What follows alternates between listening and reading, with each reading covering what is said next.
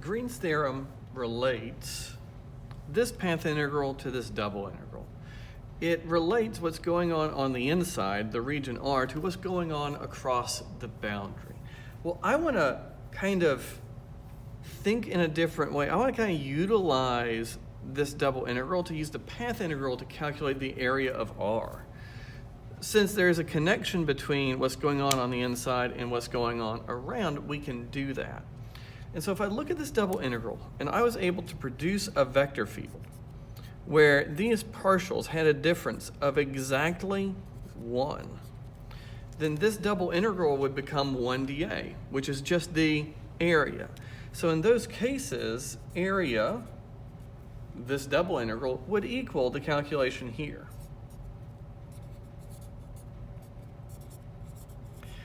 The issue is just coming up with possible vector fields that have this property, where this collection partial n with respect to x minus partial of m with respect to y has a difference of 1.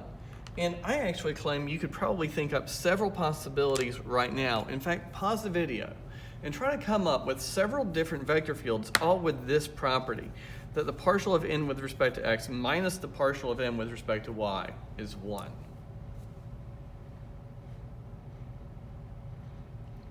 So I'm hoping you wrote down several possibilities. My favorites are the ones where I let m be 0, and then n can be x.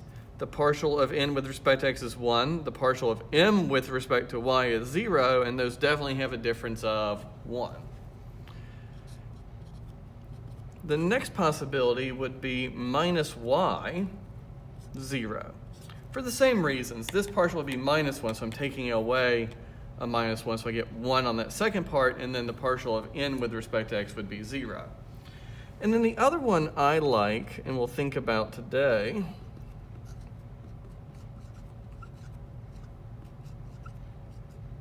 is literally what I get if I take half of each of these and add them together.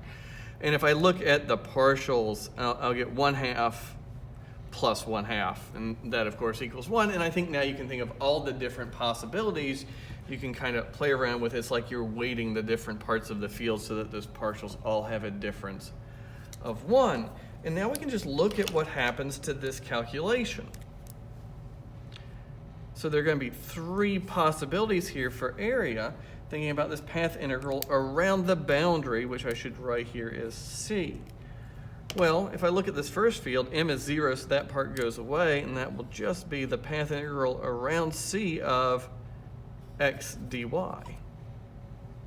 For this next one, this part's what will drop away, and I'll end up with minus the path integral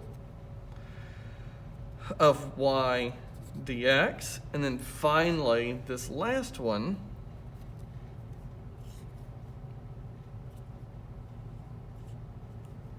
I would end up with a minus 1/2 y dx plus 1/2 x dy. So I can imagine pulling that 1/2 out front. And I'm going to change the order so that I write the positive thing first.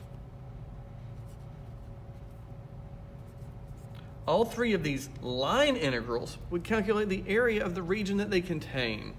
And that's always been cool to me. In our next video, we're going to use this one to calculate the area of an ellipse.